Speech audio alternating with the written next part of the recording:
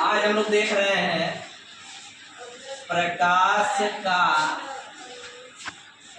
अपवर्तन। प्रकाश का अपवर्तन। तो अपवर्तन है क्या कि जब भी कोई प्रकाश किरण एक माध्यम से दूसरे माध्यम में प्रवेश करती है तो वह अपने मार्ग से विचलित हो जाती है।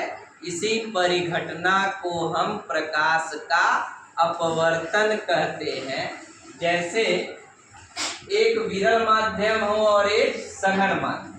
विरल माध्यम मतलब होता है हल्का माध्यम, सघन माध्यम मतलब होता है गाढ़ा माध्यम। जैसे मान लो वायु से प्रकाश की किरण प्रवेश कर रही हो जल में या कांच में, तो वायु विरल माध्यम हो जाएगा और जल या कांच क्या हो जाएगा, सघन माध्यम हो जाएगा। तो जब भी कोई प्रकाश किरण विरल माध्यम से सघन माध्यम में प्रवेश करती है तो वह अभिलंब की ओर झुक जाती है। जो प्रकाश किरण आपतित होती है उसको आपतित किरण कहते हैं। जो किरण अपने मार्ग से विचलित हो जाती है उसे अपवर्तित किरण कहते हैं। और जिस बिंदु पे अपवर्तन प्रारंभ होता है वह बिंदु क्या कहलाता है, आपतन बिंदु। और इस आपतन बिंदु पर कोई लंब अगर खींच दिया जाए तो उस लंब को हम क्या कहते हैं, अभिलंब कहते हैं। तो जब आपतित किरण विरल माध्यम से सघन माध्यम में प्रवेश करती है तो वह अभिलंब की ओर झुक जाती है।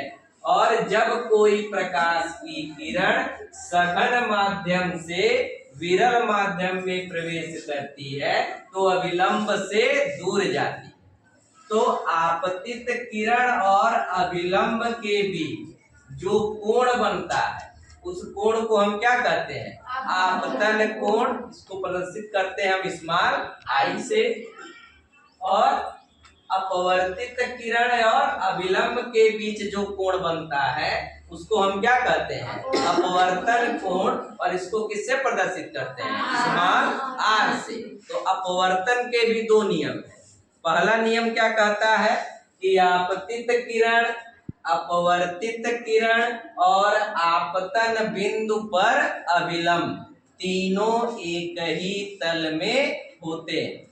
दूसरा नियम क्या कहता है कि आपतित किरण और आपतन कोण और अपवर्तन कोण की ज्या का जो अनुपात होता है वह अपवर्तनांक के क्या होता है, बराबर होता है। जिसको हम स्नेल का नियम भी कहते हैं। जिसको हम लिख सकते हैं n बराबर साइन आई बटे साइन आर। ठीक है, बहुत ही महत्वपूर्ण टॉपिक है आपके बोर्ड परीक्षा के लिए। कई बार पूछा गया है, इसको अवश्य आप दोहरा लीजिएगा।